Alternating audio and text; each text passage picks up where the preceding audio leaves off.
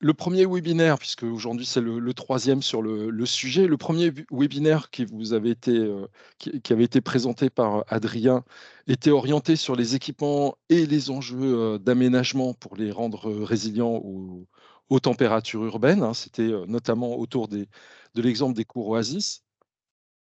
Le second webinaire était une approche plus globale sur la question des températures urbaines et comment les gérer, avec une présentation de la façon dont l'agence d'urbanisme proposait d'aborder ces enjeux, avec des traitements complémentaires possibles, sur lesquels reviendront Adrien et Amélie, qui vont faire la présentation après mon introduction.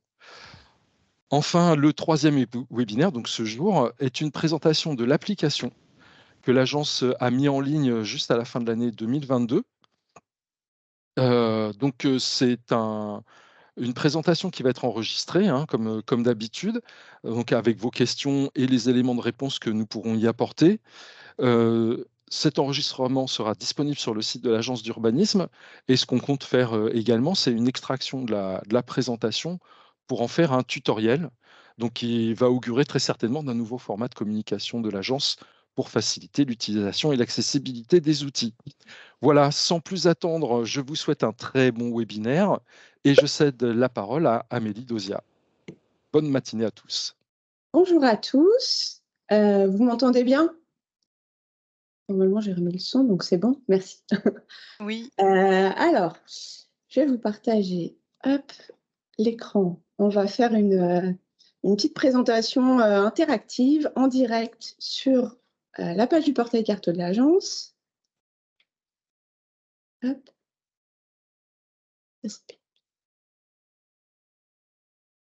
Tac, tac. Ok. Voilà, alors, je vais revenir un petit peu sur la manière dont on accède à notre portail Carto. Donc là, vous êtes sur le site de l'agence d'urbanisme, notre site internet, donc topos-urba.org. Il vous suffit en fait de descendre et de voir le pavé rouge, donc sur n'importe quelle page du site internet, que ça soit, généralement ça va être en haut à droite, vous aurez ce pavé rouge et donc c'est un accès direct au portail Carto. Donc voilà, là c'est notre portail cartographique qui est accessible de partout, comme c'est via un navigateur internet. Pour y avoir accès plus facilement, vous pouvez le mettre en favori sans souci. Et donc, sur ce portail Carto, vous avez accès à des applications ludiques, communicantes et intuitives. Donc, vous avez le titre, donc vous avez accès facilement en fait à l'application Chaleur Fraîcheur qui se trouve ici. Ce portail Carto, il veut vraiment, de manière en fait à rendre compréhensible, à décrypter nos outils, nos analyses et nos méthodes. On essaye de donner une grande visibilité à nos travaux et on essaye d'être transparent sur nos observatoires. Donc là, c'est ce qu'on va vous montrer avec l'application Chaleur Fraîcheur qu'on a publiée en fin d'année 2022. Donc il suffit de cliquer dessus. Surtout, il ne faut pas hésiter à cliquer, vous n'allez rien modifier. Voilà, donc cette page en fait regroupe 4 onglets. On a un onglet avec une cartographie sur la chaleur, un onglet fraîcheur, les enjeux et une petite bibliographie en fait sur nos travaux. Sur chaque application, globalement, vous allez retrouver le logo de Topos sur lequel vous pouvez cliquer pour retourner sur notre site web. Vous avez également des petites pastilles de partage, c'est-à-dire que vous pouvez partager notre application via un QR code, via LinkedIn, via mail ou tout simplement en copiant un lien URL. Sur l'appli Chaleur Fraîcheur, on a édité également un petit tuto pour vous aider, notamment dans les cartographies de la chaleur et de la fraîcheur, à vous retrouver, en fait, c'est ce que je vais vous expliquer aujourd'hui, à vous retrouver dans les petits boutons qu'il va y avoir en haut, à gauche, à droite. Voilà, c'est un petit mémo que vous pouvez facilement imprimer sur une page pour avoir ça sous le coude. Alors, on va partir sur l'onglet chaleur. Donc cette application, elle a été pensée pour identifier les secteurs de surchauffe et de fraîcheur en milieu urbain. Il a été développé au service des territoires de l'Orléanais.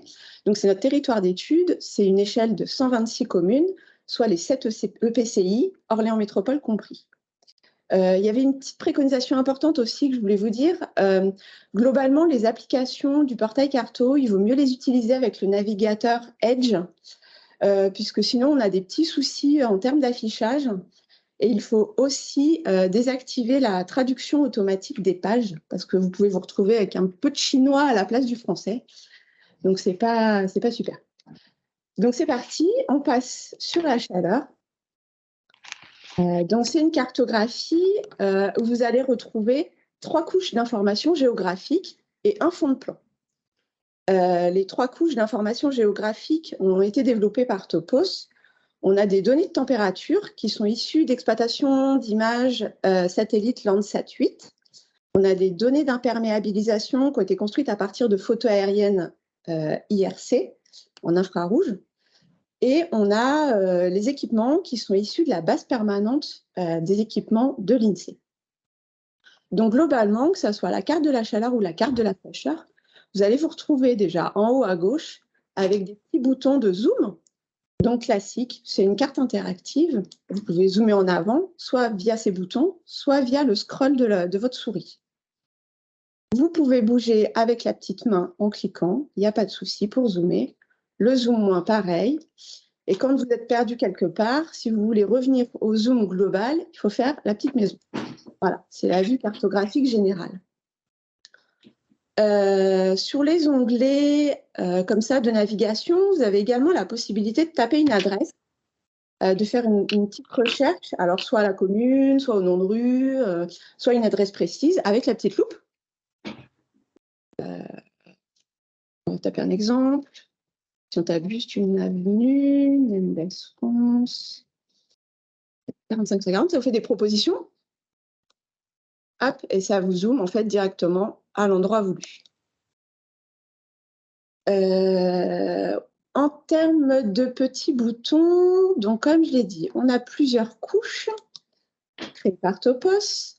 Sur ces couches, vous allez avoir la possibilité de les rendre visibles ou non. Donc via l'onglet couches, vous avez un petit onglet couche, un petit onglet légende, et le petit onglet couche vous permet en fait de désactiver la visibilité des couches. Voilà, donc là j'ai masqué par exemple les températures.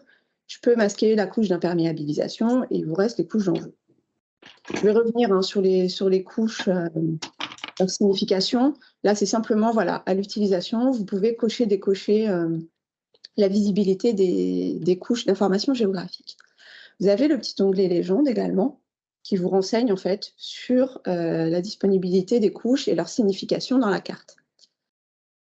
Quatrième couche sur lesquelles vous pouvez modifier l'affichage, c'est le fond de plan.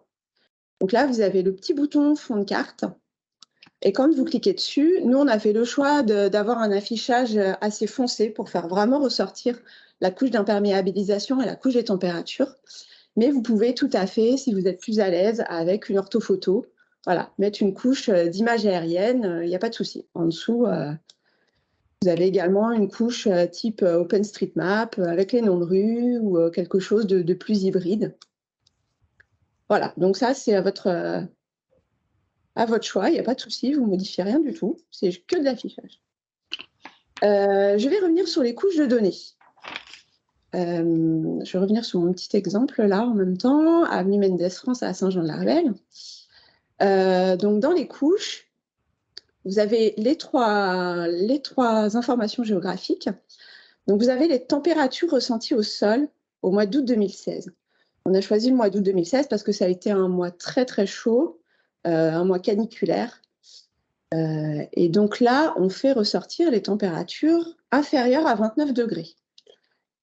Donc, quand on dézoome, on voit bien que les taches plus rouges, orangées, sont là où il a fait le plus chaud au mois d'août 2016. Donc, typiquement, au mois d'août, on a énormément de champs, enfin les terrains agricoles qui ressortent, puisqu'au mois d'août, les moissons sont passées, donc les sols sont à nu. Et en fait, ça fait énormément ressortir la chaleur ressentie au sol. Tout comme en fait les zones d'activité, puisque globalement les matériaux des bâtiments sont en métal ou en fer. Et en fait, du coup, la température ressentie est très forte à ces endroits-là, tout comme les centres-villes, puisque le bâti est resserré, donc il y a très peu de végétation. Donc voilà. Donc ça, c'était les températures que vous pouvez du coup cocher, décocher. Si on les décoche, on voit en blanc l'imperméabilisation du sol. Donc ça, c'est les sols qui sont bétonnés, minérales. Et à ces endroits-là, quand on croise la température, on se rend compte que les sols très, très imperméabilisés sont des secteurs où il va faire très chaud. Autre couche de données sur laquelle on peut agir, ce sont les équipements. On a fait le choix d'afficher certains équipements, surtout les équipements, on les a classifiés en fait en équipements stratégiques. Les équipements stratégiques, en fin de compte, correspondent aux équipements sur lesquels la collectivité peut agir. Donc, on va avoir en fait des équipements d'enseignement, des salles de sport, conservatoires, bibliothèques. La collectivité peut agir à ce moment-là sur l'isolation, de la rénovation des bâtiments. Et donc, en croisant en fait ces équipements-là avec les températures, voilà, ça peut être une grande aide à la décision, en tout cas pour les collectivités. On a également les équipements vulnérables. Les équipements vulnérables sont les équipements qui correspondent en fait à des équipements accueillant des publics fragiles, des publics vulnérables, comme les personnes âgées, les enfants. Donc, on va y retrouver les EHPAD, des centres d'hébergement pour handicapés. Voilà. Et donc, ces équipements, c'est ce que vous avez affiché là, les petites pastilles roses. Ils sont classés par grande thématique d'équipement. Donc, les petits ronds, ça va être les sports loisirs, les carrés, tout ce qui est enseignement, donc école primaire, école maternelle, on va voir les collèges. Les petits losanges, c'est la thématique santé, action sociale. Et les triangles, c'est les services aux particuliers. Et donc, ces équipements-là, on les a classés. Et vous avez la main dans ce petit filtre, les équipements à enjeu. Soit vous affichez tout, comme actuellement, soit vous pouvez choisir d'afficher seulement les équipements stratégiques, les équipements sur lesquels la collectivité peut agir, soit vous pouvez afficher seulement les équipements vulnérables, accueillant des populations fragiles. Je vais tout réafficher, ça sera mieux. Et ces petits équipements, vous pouvez cliquer dessus. On va cliquer sur un petit carré, donc normalement c'est de l'enseignement. Et à cet endroit-là, vous avez le renseignement, les renseignements sur l'équipement. Donc là, à cet endroit-là, vous avez une école élémentaire, donc qui est classifiée en enseignement du premier degré sur la commune de Saint-Jean-de-Larvel. Donc c'est bien un équipement vulnérable. Et à ce moment-là, vous avez plusieurs ressentis de température à différentes dates. Donc dans cette école, en 2016, on a ressenti une température de 30 degrés, en 2019, 27 degrés, et en 2022, 33. Donc, ça vous donne en fait des indications vraiment à l'équipement. Après, voilà, vous avez ici des équipements sportifs, tout pareil. Donc là, c'est des équipements qu'on a qualifiés de stratégiques. Et on a les températures ressenties à 3 dates. Donc voilà. Donc typiquement, là, on se trouve sur un secteur de zone d'activité à Saint-Jean-de-Larvel, au niveau des Trois Fontaines. Donc un secteur très, très imperméabilisé. Un secteur au ressenti très chaud lors de canicules. Et là, on se retrouve avec des équipements qui sont en plein dans cette zone de chaleur. Voilà. Pareil, vous avez d'autres zones d'activité au ressenti très chaud. Après, voilà, vous pourrez naviguer à souhait dans cette carte pour vous faire une idée des secteurs les plus chauds. Et on va passer à la carte de la fraîcheur, qui est en fait un peu le négatif de cette carte de chaleur. Hop, donc quand on ferme, on revient sur la page d'accueil. Et là, on va voir comment localiser les secteurs de fraîcheur et notamment visualiser la végétation, puisqu'on sait bien que la végétation est un gros vecteur de fraîcheur en cas de canicule. Donc, c'est le même type de carte. Vous allez retrouver en haut à gauche vos petits outils de navigation, le zoom plus, le zoom moins, le retour à la vue générale. Tout pareil, les équipements à enjeu, avec le choix en équipement stratégique vulnérable, c'est vraiment la même construction de carte. En revanche, vous avez des couches d'informations géographiques différentes. On a donc là toujours les températures ressenties au sol en 2016. Donc vous avez toujours la possibilité de cocher, décocher les couches. Et on a la végétation à la place de l'imperméabilisation, en fait, pour le côté chaleur. Et donc, en termes de légende, on a fait le choix de prendre toujours les températures au sol au mois d'août 2016. Mais cette fois-ci, on a fait négatif, c'est-à-dire qu'on a pris les températures inférieures à 29 degrés. Donc là, plus vous allez vers le bleu foncé, plus les températures sont fraîches. En ce qui concerne la végétation, alors je vais décocher ça, comme ça sera plus lisible. Vous avez deux couleurs différentes pour la végétation, même trois, même non, que deux. C'est que vous avez les boisements et les surfaces arborées qui sont en vert plus foncé et les surfaces herbacées, donc les espaces en herbe qui sont en vert clair.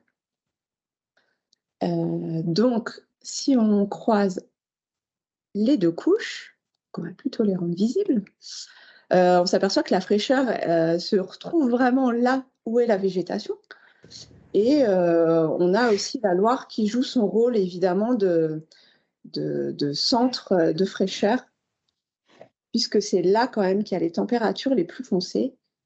Tout comme dans la forêt d'Orléans, grand pourvoyeur de fraîcheur avec sa végétation, et qui s'étend jusque dans les centres-bourgs, comme à Chanteau, où en fait, même si c'est une ville, eh ben, grâce à sa végétation tout autour, on a quand même beaucoup de fraîcheur dans ces endroits-là. De la même manière, vous avez les équipements donc, vulnérables et stratégiques, et toujours pareil, vous pouvez cliquer dessus pour avoir les renseignements de température à ces endroits-là. Donc si je retourne sur mon exemple que j'avais pris pour la chaleur, c'est vraiment négatif, c'est-à-dire qu'à cet endroit-là, il ne fait toujours pas frais. On a quand même des secteurs plus au sud qui sont urbanisés, résidentiels, comme à la Petite Espère, là, mais qui sont frais parce qu'ils sont vraiment végétalisés. Il y a quand même beaucoup d'arbres. Donc voilà, ça ressort en termes de fraîcheur, tout comme les bords de Loire, parce qu'on sait bien qu'en temps de canicule, on aime bien se rapprocher de l'eau. Et là, voilà, ces cartes le prouvent. Donc voilà, toujours pareil, vous pouvez changer le fond de carte, il n'y a pas de souci. Donc voilà, je pense que j'ai fait le tour des deux cartographies. Surtout, n'hésitez pas à naviguer, à aller chercher des adresses, à cliquer un peu partout. Il n'y a pas de risque. Donc voilà, je vais revenir à la petite page d'accueil. Et donc, je vais laisser la parole à Adrien qui va vous parler plutôt des enjeux, puisque chez Topos, on construit des couches d'informations géographiques. Mais en fait, là, on ne montre pas tout, parce il faut quand même qu'on rende les choses assez ergonomiques et assez claires. Mais en tout cas, on a plein d'autres données avec lesquelles on peut croiser en fait ces cartes de chaleur et de fraîcheur. Donc, je laisse la parole à Adrien sur les enjeux. Alors, bonjour à toutes et à tous. Donc moi, de mon côté, c'est un peu la conclusion de ce petit webinaire technique de présentation de l'outil. Voilà, Amélie vous a présenté en quelque sorte la version grand public de cet outil de l'application chaleur-fraîcheur. Ça constitue une première approche en fait pour mieux déterminer les secteurs et les équipements qui constituent en fait des enjeux sur le territoire d'une commune. À l'agence, comme le précisait Amélie, en fait, on a la possibilité d'aller plus loin par le biais d'analyses spécifiques complémentaires. C'est un peu le troisième volet qu'elle est en train de vous dérouler en ce moment même. Le troisième volet de l'application qui résume en fait brièvement les possibilités qu'offrent ces données en termes d'analyse. Alors, lors du Kesako précédent, j'avais déjà abordé en fait un panel de possibilités de croisement de données pour affiner l'approche et donc déterminer les secteurs d'enjeu. Voilà, juste donc à titre de rappel, par rapport au Kesako de la dernière fois, donc j'avais abordé, si vous voulez, j'avais montré quelques exemples sur une commune où on définissait finement des secteurs d'enjeu en fonction de la vulnérabilité, par exemple, des populations, du bâti. Donc, en fait, on venait croiser d'autres données pour vraiment délimiter finement les secteurs d'enjeu sur une commune. Donc, on avait croisé nos données de température, de végétation et d'imperméabilisation, donc avec un panel de différentes données qu'on utilise à l'agence pour d'autres études.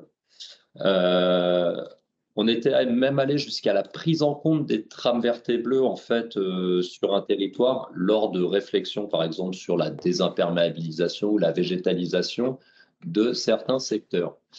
Donc, je voulais vous faire en fait plutôt un retour d'expérience particulier, un petit peu différent de ce que je vous avais présenté la dernière fois lors des ACO, sur l'utilisation en fait de cet outil et plus largement des données qui le constituent, donc les données chaleur, fraîcheur et végétation, imperméabilisation.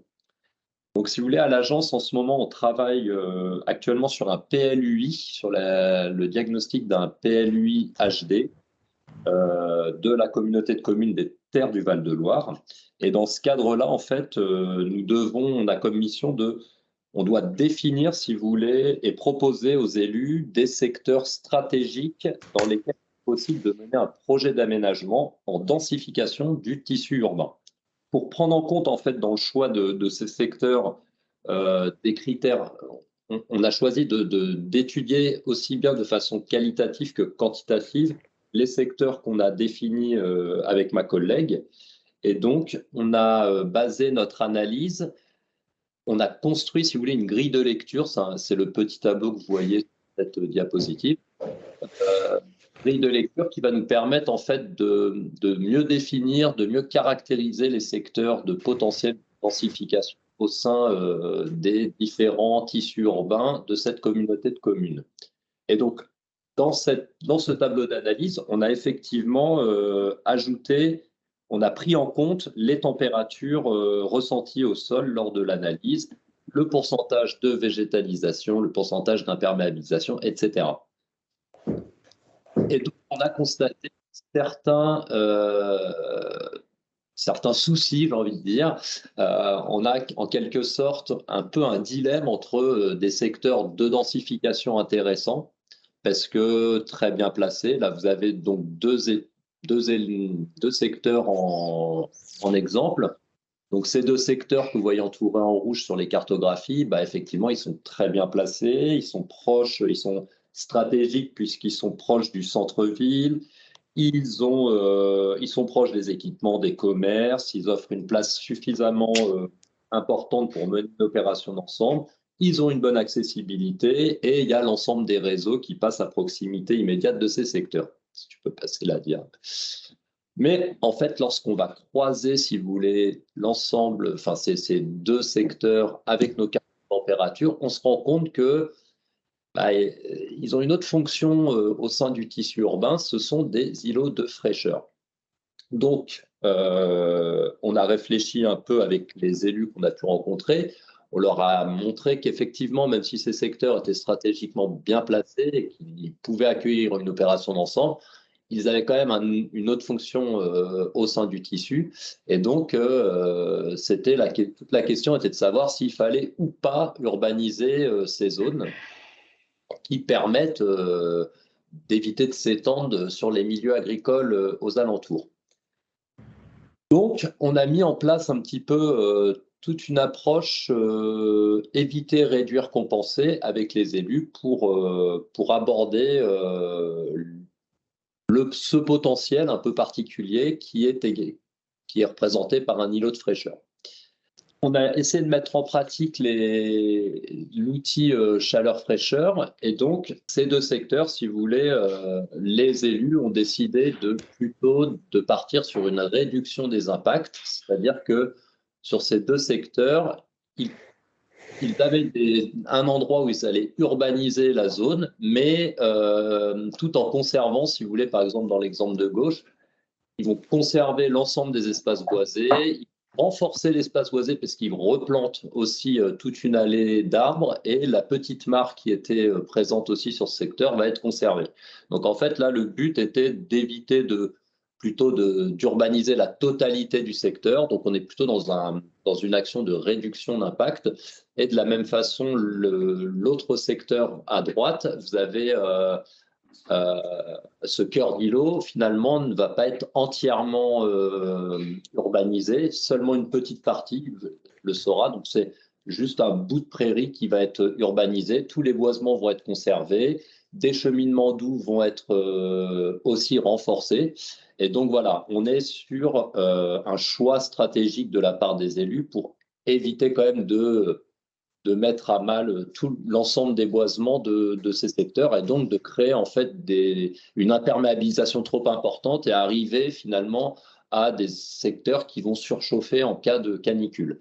Donc là, ils ont été plutôt raisonnables, ils ont réduit leur impact et si vous voulez, à venir, ces éléments-là peuvent être mis en œuvre de façon concrète grâce à des outils de l'urbanisme pour mettre en œuvre cette séquence ERC, on a des possibilités. On peut créer une OAP, par exemple, ou alors définir des emplacements réservés, des espaces boisés classés ou par le zonage réglementaire. Donc, en fait, si vous voulez, il faut bien prendre en compte que cette approche accompagne en fait la conception du projet. Ça prend en compte maintenant, en fait, on a une nouvelle conception des projets d'aménagement, notamment dans les tissus urbains denses ou moyennement denses.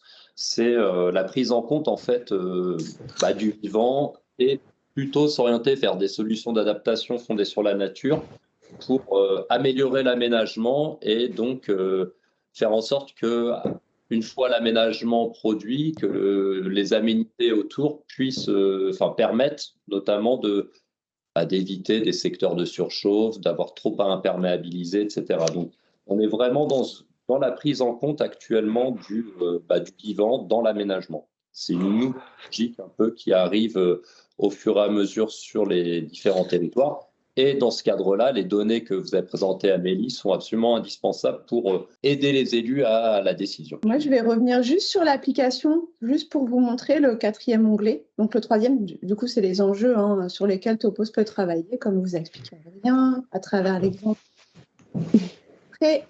Et le 4e onglet, en fait, sur l'application Chaleur-Fraîcheur, c'est des références de travaux faits par l'agence pour aller plus loin. Donc, c'est pour vous montrer sur quoi on a pu travailler par rapport à ces images Chaleur-Fraîcheur. Et quand vous cliquez sur les petites images, en fait, vous atterrissez sur le site internet de l'agence. Donc, par exemple, là, on a travaillé sur les écoles Oasis. Quand vous cliquez dessus, vous avez accès à la publication au Focus qui est sorti l'année dernière. Oui. Si ça veut bien s'afficher, oui. Voilà, donc là, vous retournez sur la page web de Topos et vous avez accès à la publication que vous pouvez télécharger. Et comme je vous le disais au tout début de ce webinaire, vous avez accès sur chaque page de Topos, à droite, pareil, on travaillait sur la nature en ville et l'occupation du sol. Donc, de la même manière, vous cliquez sur l'image et vous avez accès à la page Internet du site de l'agence. Merci. Je reprends la main 30 secondes pour d'abord remercier Amélie et Adrien de leur présentation. Simplement, il y a une première question qui a été posée par une personne de l'agence d'urbanisme de la région catalane, donc qui est monsieur, je regarde dans le chat, monsieur Paul Borel, et qui demande en termes de méthode, donc c'est peut-être un peu technique, mais comment la couche imperméabilisation a été réalisée.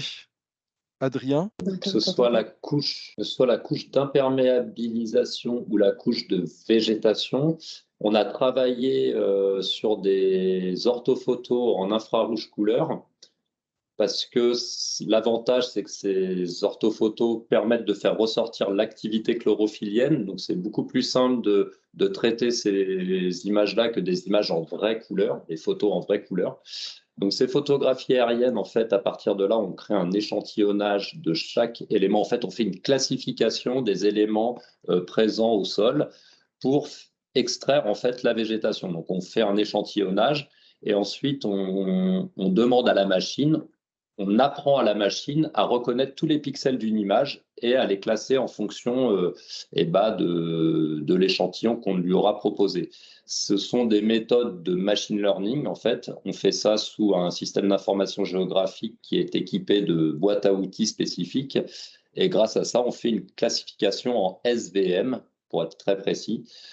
Et ça permet du coup de créer une image classifiée à partir de laquelle ensuite on va vectoriser les informations et ne retenir que les éléments qui nous intéressent. En l'occurrence, tout ce qui est végétation d'un côté, et à l'inverse, dans notre classification, on a spécifié tout ce qui était imperméabilisé de l'autre. Voilà, ça permet de créer ces deux couches d'informations. Alors, c'est très long à faire, quand même, faut bien l'avoir en tête. Pour l'instant, les données datent de 2016 parce que l'ortho-IRC de notre territoire, qui était une ortho de très bonne qualité de l'IGN, datait de 2016. On a répliqué ça, on a tenté de répliquer ces éléments pour 2020, mais l'ortho de 2020 est de très mauvaise qualité. Et du coup, c'est très compliqué de distinguer les éléments sur les images, voilà, sur les photos. J'ai une question de Monsieur Rachid Medjaï. Je vous laisse prendre la parole si vous le souhaitez. Oui, bonjour. Bonjour à tous. Je suis Rachid Medjaï, professeur à l'Université d'Orléans. Moi, j'ai deux petites questions. Est-ce qu'il est possible d'accéder à ces fonds cartographiques? Je ne sais pas si vous m'entendez. Ici. Oui. Passons par des protocoles WMS ou WFS. Ça, c'est ma première question d'ordre technique. La deuxième, c'est que vous vous êtes basé sur des températures de surface et vous avez dit que vous les avez calculées à partir de photos satellites. Donc, c'est une LST, en fait. Tout à fait. Est-ce que vous avez vérifié un peu ces températures en installant des capteurs au sol dans la ville pour essayer de voir si ce n'est pas la température de brillance sur laquelle vous êtes en train de parler? Alors là, en fait, effectivement, on fait un calcul des températures ressenties au sol. Donc, effectivement, c'est le LST. On utilise des données Landsat 8 pour effectuer ce type de calcul, puisque le satellite a des canaux, a deux canaux dans le thermique, ce qui permet justement l'exploitation de ces deux canaux. Donc, on a pris des méthodes développées par l'USGS pour aboutir en fait à ces cartes de température ressenties au sol. Alors, on n'a pas confronté cela avec des capteurs en temps réel sur le territoire. Oui, de toute façon, on n'en a pas les moyens, c'est ça, aujourd'hui.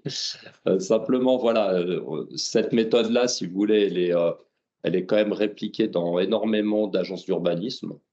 Il y a beaucoup d'agences d'urbanisme qui ont fait ce type de méthodologie, au moins pour, je dirais, prélocaliser des secteurs de chaleur. Alors évidemment, on peut difficilement parler d'îlot de chaleur, c'est-à-dire que pour avoir un îlot de chaleur, il aurait fallu aussi avoir les températures de nuit, avoir les températures de l'air, etc. Donc ça, c'est des éléments qu'on n'a pas sous la main. Néanmoins, voilà, les cartes éditées dans cet outil donnent une première bonne estimation des secteurs où potentiellement un élu pourrait agir ou enfin voilà, où la collectivité pourrait agir. Ouais, je peux me permettre juste de compléter la réponse d'Adrien pour dire que c'est un outil d'aide à la décision. Donc, comme c'est un outil d'aide à la décision, on n'est pas dans un outil avec des certitudes scientifiques où on recherche une exactitude la plus précise possible. On est sur l'utilisation plutôt de faisceaux de présomption, ce qui déjà donne, je pense, une idée assez claire de la situation. Et pour des élus qui ont à traiter les sujets, soit à partir de leurs équipements, soit à partir de l'aménagement de l'espace public, ou au travers de leur réglementation d'urbanisme pour pouvoir traiter aussi les espaces privatifs, donne des éléments qui sont nécessaires et suffisants pour mettre en place une politique publique. Alors c'est vrai qu'avoir des capteurs positionnés sur le territoire, ce serait un vrai plus pour avoir une idée beaucoup plus précise des températures en question et de leurs évolutions. Mais à ce stade, par rapport aux objectifs qui sont les nôtres, on n'en éprouve pas la nécessité et comme le disait Adrien tout à l'heure, on n'en a pas les moyens aujourd'hui. Alors après, il y a peut-être des expérimentations qui pourraient être menées où effectivement l'acquisition de capteurs par des organismes tiers, comment dire, nationaux, hein, ou des travaux avec l'université, par exemple, pourraient permettre de positionner ces capteurs et de vérifier que ce qu'on obtient par traitement de photos satellites se vérifie sur le terrain. Voilà. Juste pour information, pour compléter, je vais dans votre sens. Je m'occupe Moi, du je vais projet. juste. Pardon, excusez-moi, juste Pardon. je Non, termine. non, allez-y. Après, je termine. Je travaille actuellement sur l'installation de 330 capteurs sur toute la métropole, mais à température ambiante. Donc, moi, ce qui m'intéresse pour les îlots de chaleur, c'est la température physiologique et la température ambiante. Bien sûr, on va mettre une couche, si vous voulez, de capteurs au sol. Et on a commencé déjà à travailler justement sur le calcul du CTLST, mais on la rattache plutôt à l'occupation des sols. Ça, c'est notre approche. Hein. Ben, elle peut être discutable, mais juste pour vous dire que je m'approchais de l'agence Topos justement pour essayer de voir s'il y a possibilité de mutualiser ce genre de choses. La deuxième petite question, je m'arrêterai là. Le collègue tout à l'heure parlait de la cartographie des sols, de l'imperméabilisation. Il a utilisé la méthode SVM, Support Vector Machine. Alors, la séparation, elle était linéaire ou parabolique, et pourquoi vous n'avez pas utilisé la Random Forest? Juste une question technique, je m'arrête là. Pardon. Alors, C'est peut-être pas l'objet. là, je ne vais pas aller trop dans le détail technique. Je vous propose de plutôt aller voir, enfin déjà qu'on puisse échanger par mail ensemble. Et je vous propose dans un premier temps peut-être d'aller voir les publications parce que c'est beaucoup plus détaillé techniquement dans la publication, l'ensemble de ces éléments. Et puis évidemment, on reprendra contact pour en discuter ensemble sans problème. Parfait, merci à vous. Merci. Alors, dans le chat, il y a une question de Madame Katia Couette à propos de l'utilisation de l'outil avec une crainte sur un risque de dérive pour justifier de la dédensification et de l'extension urbaine. C'est-à-dire que dans l'exemple que tu as présenté, Adrien, qui est dans un travail qui est en cours hein, avec le PLUI HD de la communauté de communes des Terres du Val-de-Loire, on peut s'inquiéter effectivement du fait de dire les îlots qui sont en cœur de l'urbain, qui sont les mieux positionnés, donc les plus valorisables, soit au titre des îlots de chaleur fraîcheur moins bien valorisés ou moins densifiés, ce qui ouvrirait la possibilité éventuellement de justifier de l'extension urbaine. Alors, bah, là, c'est une question un peu sensible dans le sens où d'abord, c'est de la prérogative de l'élu que de décider comment il va aménager à partir de l'outil qui est proposé. Aujourd'hui, ce qui nous paraît être une certitude, c'est dans l'application de la loi que de toute façon, l'extension reste de la consommation d'espaces naturels, agricoles et forestiers. Donc, avec la mise en œuvre du zéro artificialisation nette et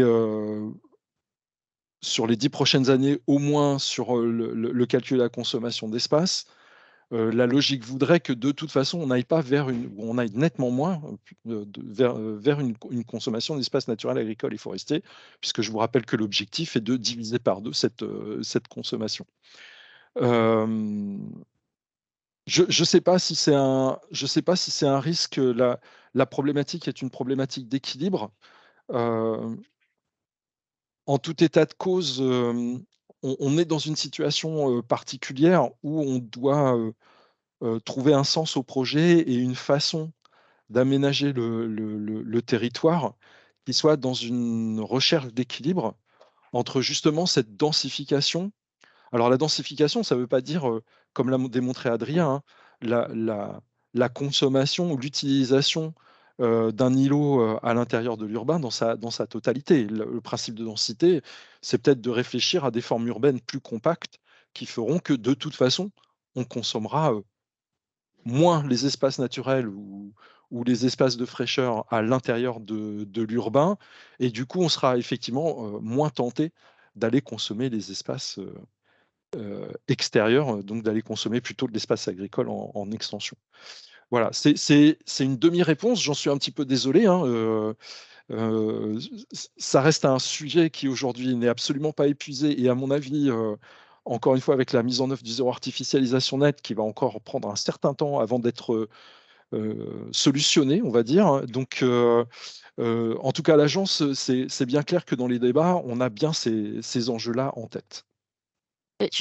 J'entends la réponse, hein, et je suis tout à fait d'accord avec l'idée que on peut choisir des formes urbaines qui permettent la place du végétal et avec une population sur un espace plus réduit. C'était juste une alerte que je faisais, le besoin d'accompagner votre outil avec des explications sur les formes urbaines, sur le fait que c'est pas parce que il fait très chaud qu'on ne peut pas bâtir. Enfin, il y a tout cet accompagnement qui me semble indispensable à apporter en plus de l'outil, que ça ne soit pas euh, un petit peu utilisé pour d'autres buts que ce que vous vouliez faire, de permettre une ville plus agréable. Voilà, c'était juste un signe d'alerte par rapport à ce que j'ai pu entendre par rapport à cet outil. Merci. Merci beaucoup, c'est tout à fait enrichissant. Moi, je vais peut-être juste répondre à la question sur l'information géographique. Est-ce qu'elle est en open source, cette degré de précision? Alors là, c'est un portail cartographique simplement de consultation. On n'a pas encore de portail open data. On va y travailler. Donc non, les données des températures ne sont pas en open source. Et le degré de précision, donc la donnée de température est à une résolution de 30 mètres. Est-ce qu'il y a d'autres questions dans le chat? Je regarde. N'hésitez pas. Alors, de toute façon, le site de l'agence et les mails sont ouverts. Donc, il y a... Voilà, l'agence est à votre disposition pour poursuivre les travaux et l'utilisation.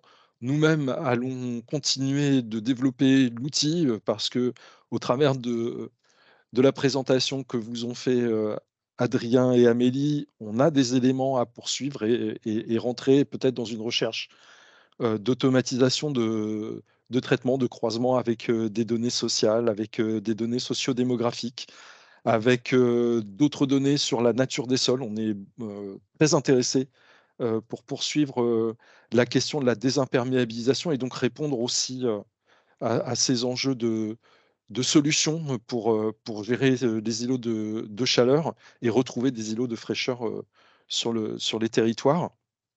Et puis aussi, et ben, continuer à travailler avec les autres agences d'urbanisme et l'université et toute personne intéressée pour pouvoir aller plus loin dans la recherche de solutions nouvelles et des exemples d'aménagement qui seraient intéressants à vous relater. Et ce sera sans doute le sujet d'un prochain webinaire sur le sujet. Voilà, j'en ai terminé. Je vois que Géraldine est à l'écran. Est-ce que tu veux conclure, Géraldine?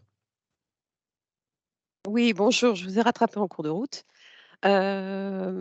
Merci pour ces échanges et puis les quelques manifestations d'intérêt également que nous avons dans la conversation. Je vois que Jacques Boulnois nous a également montré son intérêt pour travailler avec la Maison de l'Architecture. Je retiens effectivement les travaux de l'université qui développent des capteurs, éléments que nous n'avions pas en information et qui viendraient parfaitement compléter le sujet. On voit bien que nous avons tous à progresser sur cette connaissance. On a tous souffert des périodes de canicule et elles se répètent malheureusement de plus en plus souvent et sur des périodes parfois assez longues. Donc il faut que l'on puisse, enfin on en prend la mesure, il faut que l'on puisse agir sur le sujet, sensibiliser. Et une étape de travail complémentaire sera effectivement d'essayer de trouver des solutions et d'accompagner les acteurs de la ville à trouver des solutions cohérentes qui ne déséquilibrent pas d'autres aspects, comme on le voyait avec, comme on l'a entendu avec Katia Couette de la Chambre d'agriculture, ne pas compenser d'un côté pour avoir une action négative de l'autre. Donc, merci pour ces échanges, merci pour l'intérêt que vous avez porté à nous suivre ce matin. Je vais